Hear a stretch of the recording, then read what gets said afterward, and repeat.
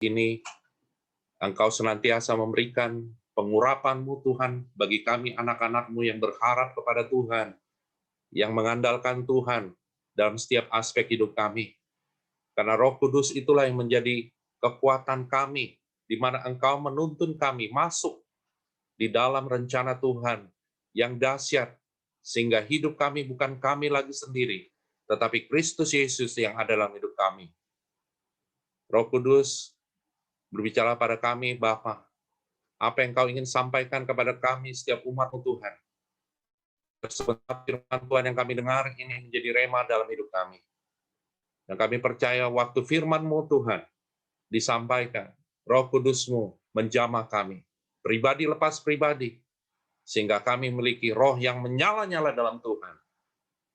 Sehingga apapun yang kami hadapi dalam hidup kami percaya Tuhan beserta dengan kami. Roh Kudus menyertai kami untuk terus kami masuk di dalam rencana Tuhan yang dahsyat. Terima kasih Bapa. Kami mohon ampun Tuhan sebelumnya setiap dosa kesalahan kami, sengaja maupun tidak Bapa, agar kami layak menerima berkat rohani jasmani dalam hidup kami, dan kami layak disebut menjadi anak-anak-Mu Tuhan. Berbicara Roh Kudus, urapi mulut bibir lidah hamba-Mu yang tidak ada apa-apanya ini Tuhan, biar bukan perkataan hikmat manusia yang keluar daripadanya, tapi perkataan hikmat Roh Kudus-Mu sendiri yang menyertainya Bapa. Terima kasih Tuhan Yesus. Terima kasih Bapa. Kami siap mendengar firman. Hanya di dalam nama Tuhan Yesus kami berdoa dan mengucap syukur. Haleluya. Amin. Kita beri kemuliaan bagi nama Tuhan Yesus. Shalom, Bapak, Ibu, Saudara yang kasih dalam Tuhan. Senang saya berjumpa kembali dengan saudara sekalian, dan saya melihat wajah-wajah yang penuh sukacita yang dari Tuhan. Apalagi kita hari ini merayakan Hari Pentakosta, ya. Hari ke-50 setelah Tuhan Yesus bangkit. Dan ini adalah juga hari pencurahan Roh Kudus. Dan saya percaya saudara terus diurapi Tuhan, berjalan dengan kuasa Tuhan, dan pengurapan Roh Kudus itu terus menyertai saudara sekalian. Sampai Maranatha Tuhan Yesus datang, kita tetap diurapi Tuhan. Amin. Ya. Oke, saudara, saya ajak saudara kita baca firman Tuhan di Kisah Para Rasul 1 ayat 4 sampai 5. Pesan Pentakosta yang akan saya sampaikan ini ya, ada di ayat ini semua. Hanya 2 ayat. Kisah Para Rasul 1 ayat 4 sampai 5. Saudara baca pribadi, nanti saya baca buat saudara sekalian. Di situ dikatakan ayat 4, pada suatu hari ketika ia makan bersama-sama dengan mereka, ia melarang mereka meninggalkan Yerusalem dan menyuruh mereka tinggal di situ menantikan janji Bapa yang demikian katanya telah kamu dengar daripadaku. Ayat 5, sebab Yohanes membaptis dengan air, tetapi tidak lama lagi kamu akan dibaptis dengan Roh Kudus. Nah, dari kedua ayat firman Tuhan ini, kita bisa merenungkan pesan Pentakosta bagi kita semua umatnya. Apa pesan Pentakosta yang Tuhan sampaikan melalui ayat ini? Yang pertama, ya, di ayat 4 dikatakan, tetap tinggal di Yerusalem. Di situ dikatakan, pada suatu hari ketika ia makan bersama-sama dengan mereka, ia melarang mereka meninggalkan Yerusalem. Dengan kata lain, Tuhan Yesus menyuruh murid-muridnya untuk tetap tinggal di Yerusalem. Apa maksud Tuhan melarang murid-muridnya meninggalkan Yerusalem? Ya. Apa Tuhan Yesus nyuruhnya itu cuma sekedar nyuruh, lu jangan keluar dari Yerusalem deh, tetap di Yerusalem. Tapi tujuannya apa? Tujuannya apa? Nah, di sini kita mau lihat bahwa Tuhan berjanji untuk apa? Menantikan janji Bapa, ya kan? Untuk menantikan janji Bapa.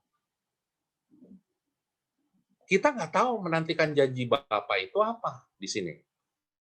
Yang Tuhan mau tekankan di sini, menyuruh murid-muridnya untuk tetap tinggal di Yerusalem. Dengan kata lain, Tuhan Yesus sudah mengajarkan murid-muridnya untuk apa, saudara? Untuk taat kepada perintahnya. Untuk taat kepada perintah Tuhan. Nah, seringkali waktu kita disuruh firman Tuhan, untuk tidak melakukan ini, tidak melakukan ini, apakah kita masih taat kepada firman-Nya?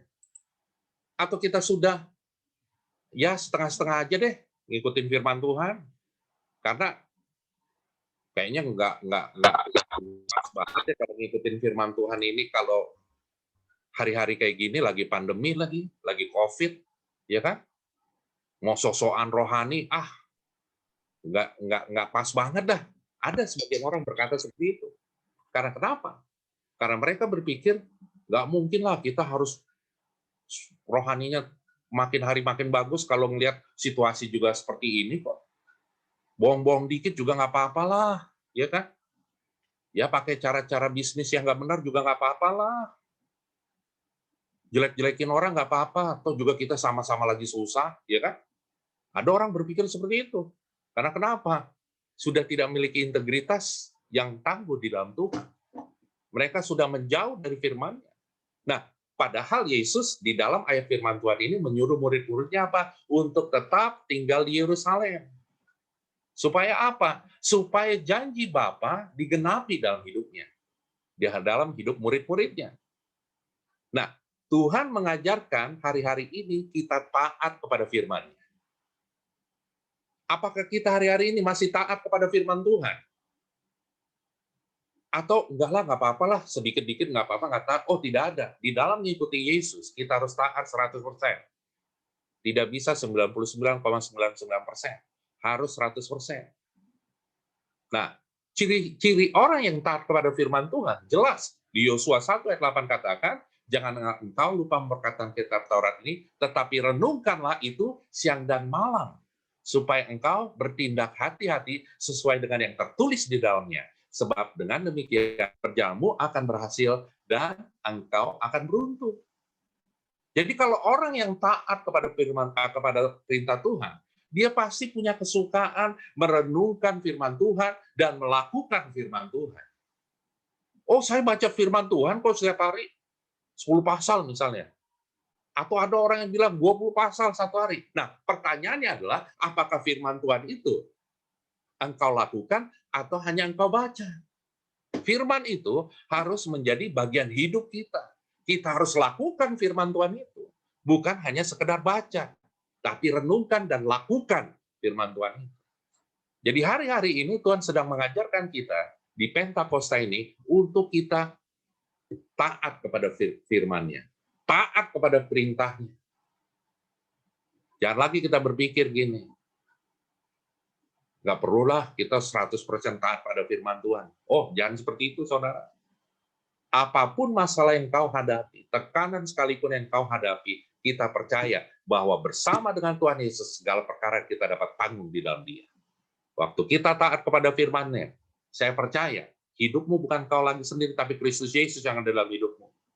Waktu engkau berkata, berpikir, bertindak, ada kuasa Tuhan di dalam. Dan Tuhan mau, hidupmu harus menjadi apa, saudara? Menjadi berkat bagi banyak orang. Melalui hidupmu, orang-orang melihat terang Kristus. Makanya, Tuhan mau tunjukkan pada kita, jalan untuk kita mau diberkati Tuhan, salah satunya adalah, bukan salah satunya, tapi harus taat kepada perintahnya. Waktu kita taat kepada perintahnya, saya ingat satu lagu. Kau tunjukkan kasih setiamu, kau menyediakan yang ku perlu, kau setia, kau mulia, dulu, sekarang, dan selamanya. Kau tunjukkan kasih setiamu, kau menyediakan yang ku perlu, Kau setia, kau mulia, Bapa kau setia. Bayangkan, firman Tuhan katakan walaupun kita tidak setia, tapi Tuhan tetap setia. Apakah kita mau menyakiti hati Tuhan dengan ketidaksetiaan kita kepada perintahnya? Kita harus setia kepada perintah Tuhan. Kita harus taat pada perintah Tuhan hari-hari ini, saudara. Saya percaya waktu engkau taat pada perintah Tuhan, apa yang tidak pernah engkau lihat dengan mata, yang tidak pernah engkau dengar dengan telinga, tidak pernah timbul dalam hatimu, semua yang disediakan oleh Tuhan bagi kita orang-orang yang mengasihi Dia. Amin. Jadi, pesan Pentakosta yang pertama adalah kita tetap tinggal di Yerusalem, berbicara mengenai apa? Ketaatan kepada perintah Tuhan. Waktu Yesus menyuruh murid-muridnya tetap tinggal di Yerusalem, apa yang dilakukan murid-muridnya? Mereka taat kepada perintahnya. Waktu mereka taat kepada perintahnya, murid-muridnya menerima apa? Menerima pencurahan Roh Kudus. Dan itu hari-hari ini yang kita perlukan dalam hidup kita. Sampai Maranatha Tuhan Yesus datang, kita diurapi Tuhan. Kita dipenuhi dengan kuasa Roh Kudus-Nya. Pesan Pentakosta yang kita dapat lihat di pembacaan firman Tuhan tadi. Di situ dikatakan menantikan janji Bapa, ya. Di ayat 4 di situ dikatakan dan menyuruh mereka tinggal di situ menantikan janji Bapa. Saya pasti yakin bagi saudara, pekerjaan menantikan itu bukan pekerjaan yang enak, kan? Menunggu itu bukan pekerjaan yang enak. Kita lebih cenderung maunya serba cepat. Lebih cenderung kita tidak mau menunggu lama, ya. Makanya banyak di antara kita, umat Tuhan, kita nggak sabaran. Kita maunya cepat. Tuhan, waktu aku berdoa, Tuhan, tunjukkan mujizat-Mu.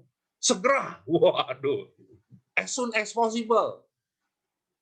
Padahal Tuhan mau mengajarkan kita untuk menantikan janji Bapa tepat pada waktunya. Menantikan memang kadangkala pekerjaan yang membosankan. Bahkan kalau menantikannya lama, sangat membosankan. Betul atau betul? Justru Tuhan mau, waktu kita menantikan janji Tuhan, kita tetap ada dalam hadirat-Nya. Kita tetap ada dalam firman-Nya. Kita tetap setia berdoa, muji nyembah Tuhan, walaupun belum dapat jawaban dari doa kita. Murid-muridnya, waktu diperintahkan oleh Tuhan, tetap tinggal di Yerusalem, mereka lakukan. Dan apa yang terjadi? Mereka nantikan janji Bapa. Menantikan janji Bapa, yaitu pencurahan Roh Kudus diberikan oleh mereka. Jadi, kita harus percaya bahwa hari-hari ini janji Tuhan akan digenapi dalam hidup kita. Di tengah COVID yang masih berlangsung sampai hari ini, bahkan makin lebih besar lagi gelombangnya di seluruh dunia. Tapi apakah kita percaya bahwa janji Bapa akan digenapi dalam hidup kita? Kita harus tetap percaya. Janji Bapa dalam hidup kita pasti digenapi. Kenapa? Karena di Pengkhotbah 3 ayat 11 katakan, segala sesuatu indah pada waktunya. Tuhan merancang sesuatu yang membuat kita masuk dalam rencana Tuhan yang lebih dahsyat lagi, yaitu indah menurut rencananya. Makanya di Efesus 3 ayat 20 katakan, bagi Dialah yang dapat melakukan jauh, lihat kata-katanya, jauh lebih banyak dari apa yang kita doakan dan pikirkan. Siapa kita yang bisa mengetahui Tuhan yang punya rencana dalam hidup kita? Tuhan punya rancangan damai sejahtera, bukan kecelakaan, masa depan yang penuh dengan harapan. Jadi hari-hari ini kalau engkau putus pengharapan, percayalah bahwa janji Tuhan dalam hidupmu pasti digenapi tepat pada waktunya. Karena Tuhan memberikan yang terbaik bagi kita, bukan yang biasa-biasa. Makanya tadi di Efesus 3:10, ia akan melakukan jauh lebih banyak dari apa yang kita doakan dan pikirkan. Hari-hari ini apakah engkau sudah putus asa mengikuti Tuhan? Atau hari-hari ini engkau malah mengikuti hoax, berita-berita hoax. Banyak orang hari-hari ini lebih percaya pada hoax daripada firman Tuhan. Dan itulah salah satu tanda akhir zaman. Banyak orang-orang yang tidak setia kepada Tuhan, bahkan terhilang. Saya harap dan saya percaya kita semua bukan orang yang terhilang. Kita orang-orang perjanjian Tuhan, anak-anak perjanjian Tuhan, anak-anak yang diurapi Tuhan, yang dipakai Tuhan untuk menyelesaikan amanat agung sebelum Tuhan Yesus datang kembali. Percaya bahwa janji Tuhan dalam hidup kita pasti digenapi. Makanya saya ingat lagi ada satu lagu yang memberkati hidup saya, bahwa waktu Tuhan pasti yang terbaik. Waktu Tuhan pasti yang terbaik. Walau kadang tak mudah dimengerti, lewati cobaan, ku tetap percaya waktu Tuhan pasti yang terbaik. Sekali lagi kita nyanyi dengan iman sama-sama. Waktu Tuhan pasti yang terbaik. Walau kadang tak mudah dimengerti, lewati cobaan, ku tetap percaya waktu Tuhan pasti yang terbaik. Waktu Tuhan pasti yang terbaik. Pada saat Tuhan menyatakan janjinya, kita pasti akan dibuat terkagum-kagum oleh Tuhan. Bahkan kita merasa gini, iya benar juga ya. Kalau itu terjadi dapat jawabannya sebelumnya, mungkin saya tidak akan mengucap syukur sama Tuhan. Mungkin saya akan menganggap remeh setiap berkat yang saya terima pada saat itu. Karena kenapa? Saya tidak berharap pada Tuhan. Tetapi waktu saya menerima tepat pada waktunya, kita bisa menghargai kasih karunia Tuhan dalam hidup kita. Kalau engkau sudah diselamatkan, diurapi Tuhan, dan engkau undur daripadanya, itu menyedihkan Tuhan. Dan hari-hari ini Tuhan rindu supaya kita tetap setia, percaya bahwa setiap firman-Nya ya dan amin. Setiap janji Tuhan pasti digenapi tepat pada waktu Dia. Jadi yang pertama tadi pesan Pentakosta, yang pertama tetap tinggal di Yerusalem, berbicara mengenai apa? Kita taat pada perintah Tuhan. Yang kedua, menantikan janji Bapa. Ini berbicara apa? Kita harus setia dan percaya bahwa setiap rancangan Tuhan dalam hidup kita, setiap janji Tuhan dalam hidup kita pasti digenapi kalau kita setia di dalam mengikuti perintah Tuhan. Dan tepat pada waktunya, Tuhan akan genapi janji-janji. Yang ketiga, pesan Pentakosta. Melalui ayat firman Tuhan ini, dikatakan, ayat 5, sebab Yohanes membaptis dengan air, tetapi tidak lama lagi kamu akan dibaptis dengan Roh Kudus. Yang ketiga, pesan Pentakosta ini berbicara mengenai apa? Dibaptis Roh Kudus. Nah, waktu kita dibaptis Roh Kudus, kita akan menerima apa, saudara? Kita akan menerima kuasa dari Tuhan. Kuasa apa? Yang pertama, kita akan terima kuasa untuk menyampaikan kebenaran firman Tuhan. Kisah Rasul 1 ayat 8 katakan.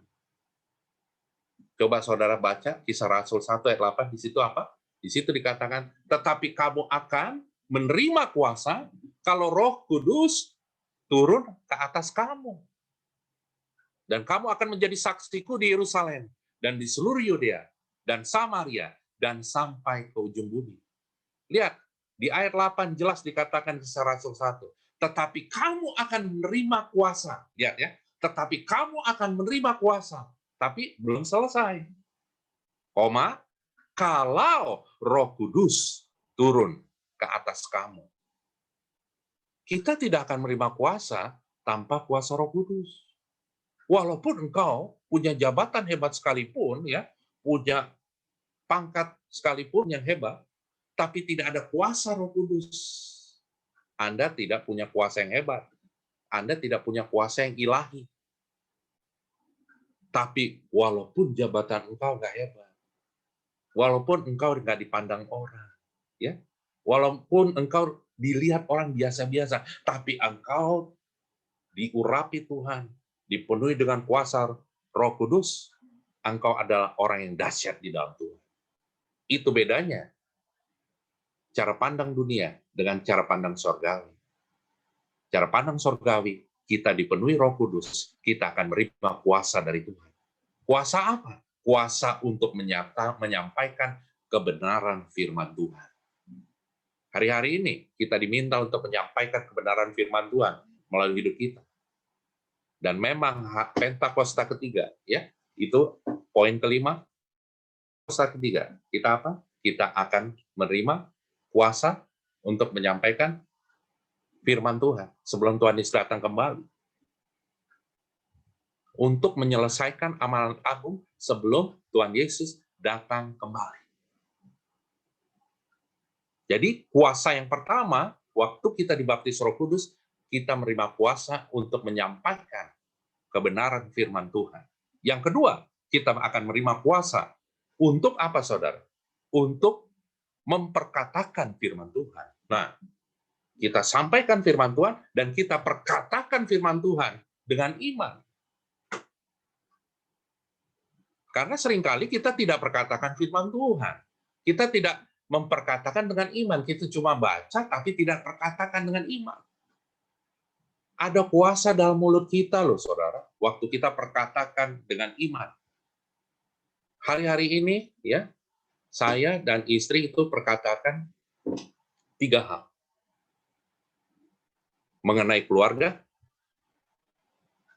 mengenai kesehatan, mengenai ketiga, keuangan.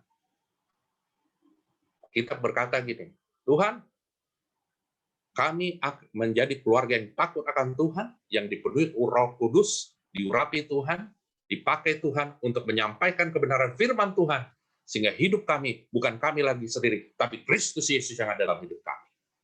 Yang kedua, kami semua sehat kuat dalam nama Yesus, dijauhkan dari COVID-19, dijauhkan dari segala malapetaka, sumpah serapah, kutuk. Kami katakan, diam, tenanglah dalam nama Yesus.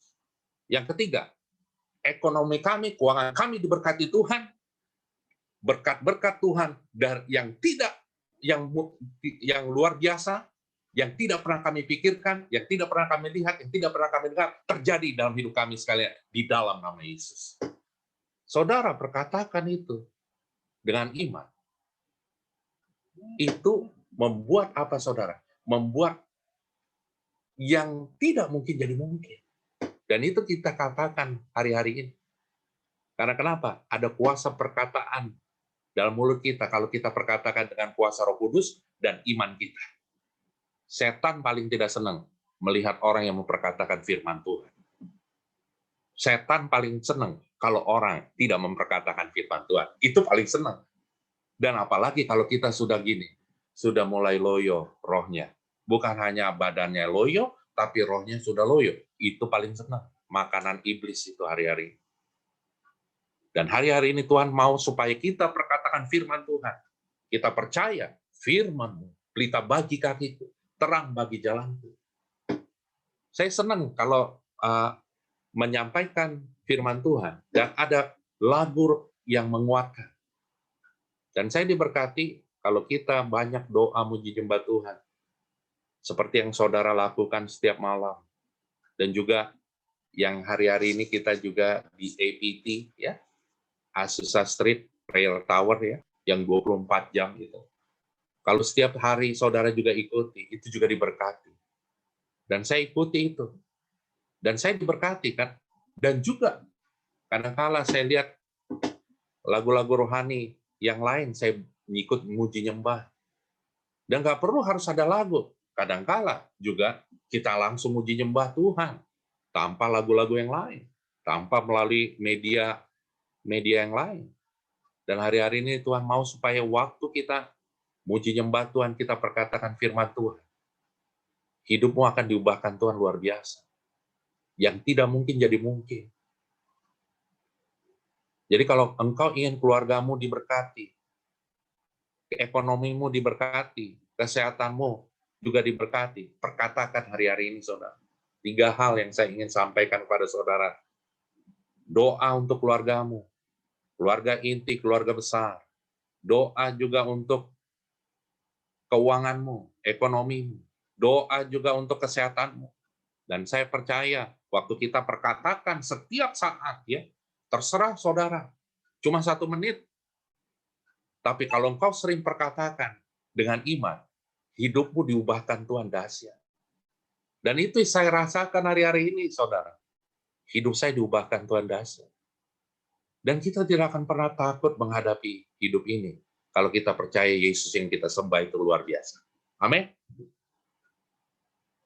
Jadi, ada kuasa untuk menyampaikan kebenaran firman Tuhan, dan yang kedua, kuasa untuk memperkatakan firman Tuhan. Makanya, beberapa waktu yang lalu saya sampaikan, aku akan terus naik dan tidak pernah turun, menjadi kepala dan tidak menjadi ekor. Apapun yang aku berbuat berhasil dan beruntung karena penyertaan Roh Kudus yang menyertai hidupku, dan aku akan mengalami kemenangan-kemenangan, mujizat-mujizat, dan kasih karunia Tuhan berlimpah-limpah dalam hidup kami sekalian di dalam nama Yesus. Itu perkatakan juga, saudara. Terserah Roh Kudus sendiri yang menuntun saudara. Waktu engkau perkatakan firman Tuhan. Nah, ada satu hal yang mau saya sampaikan. Waktu kita memperkatakan firman Tuhan, ya, itu sesuatu yang tidak mungkin itu jadi mungkin. Jadi saya ingin mengajak saudara percaya bahwa waktu kita perkatakan firman Tuhan itu, jangan pernah iman kita goyah. Jangan pernah kita berpikir gini, mungkin nggak ya? Mungkin nggak ya? Oh, pasti mungkin. Karena ada tadi Yosua 1 ayat 8 tadi saya sampaikan, segala perkataan firman Tuhan katakan kan di situ memperkatakan dengan iman. Dan juga di Yesaya dikatakan setiap firman yang keluar dari mulutku tidak akan kembali kepadaku dengan sia-sia, tapi akan melakukan apa yang kuperintahkan kepadanya dan akan berhasil apa yang kusuruhkan kepadanya. Nah, orang yang dibaptis Roh Kudus, dia itu orang yang ciri-cirinya apa, saudara? Waktu orang dibaptis Roh Kudus, pasti ada dalam kehidupannya ciri-ciri orang ini ada di dalamnya. Yang pertama, ciri-ciri orang yang dibaptis Roh Kudus, dia tidak sombong, saudara. Jadi kalau waktu engkau dibaptis Roh Kudus, jangan menganggap remeh orang lain. Jangan menganggap rendah orang lain. Jangan menganggap dirimu lebih hebat dari orang lain. Jangan. Bahkan Yohanes, pembaptis yang dipakai Tuhan dahsyat untuk membaptis banyak orang. Di Yohanes 3 ayat 30 katakan, biar dia semakin besar, aku semakin kecil. Padahal Tuhan pakai dahsyat loh. Membuat banyak orang-orang bertobat. Biar dia semakin besar, aku semakin kecil. Waktu Daud diurapi oleh Nabi Samuel di tengah saudara-saudaranya, dia tidak sombong kepada kakak-kakaknya. Lihat dong, Om Samuel datang ngurapi saya, kamu nggak diurapi. Tidak lakukan seperti itu. Justru dia kembali mengembalakan kambing dombanya 2-3 ekor. Jangan pernah sombong, saudara. Hari-hari ini orang yang sombong, ya, hidupnya akan apa, saudara? Saudara bisa lihat sendiri. Sudah banyak kejadian-kejadian yang terjadi bagi orang-orang yang sombong hari-hari ini. Yang kedua, ciri orang yang dibaptis oleh Roh Kudus, dia tidak mudah kecewa. Kalau engkau sering kecewa, sering mengumpat, ya, memperkatakan perkataan yang sia-sia, bagaimana Tuhan akan memberikan kekuatan Roh Kudus-Nya? Tidak mungkin. Karena kenapa? Engkau mudah kecewa. Engkau jarang ucap syukur. Engkau maunya seperti apa yang engkau mau. Tuhan, aku maunya ini. Lah, kalau nggak tergenapi, kecewa. Justru kita jangan mudah kecewa. Paulus, sepantasnya dia kecewa. Karena kenapa? Dia menyampaikan firman Tuhan, tapi kok yang dihadapi masuk penjara, didera, dimaki-maki, dijelekin. Tapi apakah Paulus kecewa mengikuti Tuhan? Tidak. Tidak ada satupun di ayat firman Tuhan dikatakan akhirnya Paulus kecewa mengikuti Tuhan. Tidak ada. Padahal pantas kecewa. Karena kenapa? Bolak-balik masuk penjara, didera, dihina, dimaki. Tapi justru dia mengajarkan banyak ucap syukur, banyak ucap syukur. Tuhan Yesus, engkau baik, sangat baik, dahsyat, luar biasa. Banyak ucap syukur hari-hari ini, saudara. Waktu engkau banyak mengucap syukur, engkau makin apa, saudara? Makin dahsyat rohmu. Dan saya percaya, seperti yang saya juga sampaikan, waktu engkau banyak ucap syukur, hidupmu makin awet muda. Makanya kalau engkau jarang ucap syukur, awet tua. Coba lihat muka saudara, wajah-wajahnya makin awet tua atau awet muda nih. Karena nggak sepadan dengan umurnya. Ya kan? Ada orang umur 70 tahun mukanya kayak 50 tahun. Ada. Ada yang 50 tahun kayak 30 tahun. Ada. Ada yang sebaliknya, umurnya 30 tahun kayak 50 tahun. Ada. Bahkan ada yang umur 40 tahun seperti umur 60 tahun, 70 tahun. Ada. Itu salah satu tandanya apa? Karena jarang ucap syukur. Ayo, hari-hari banyak ucap syukur. Tuhan, aku percaya, aku diberkati Tuhan. Aku mengalami lawatan Tuhan dahsyat. Walaupun di tengah-tengahku hari-hari ini banyak goncangan, banyak tekanan. Tapi aku percaya hidupku diberkati Tuhan dahsyat.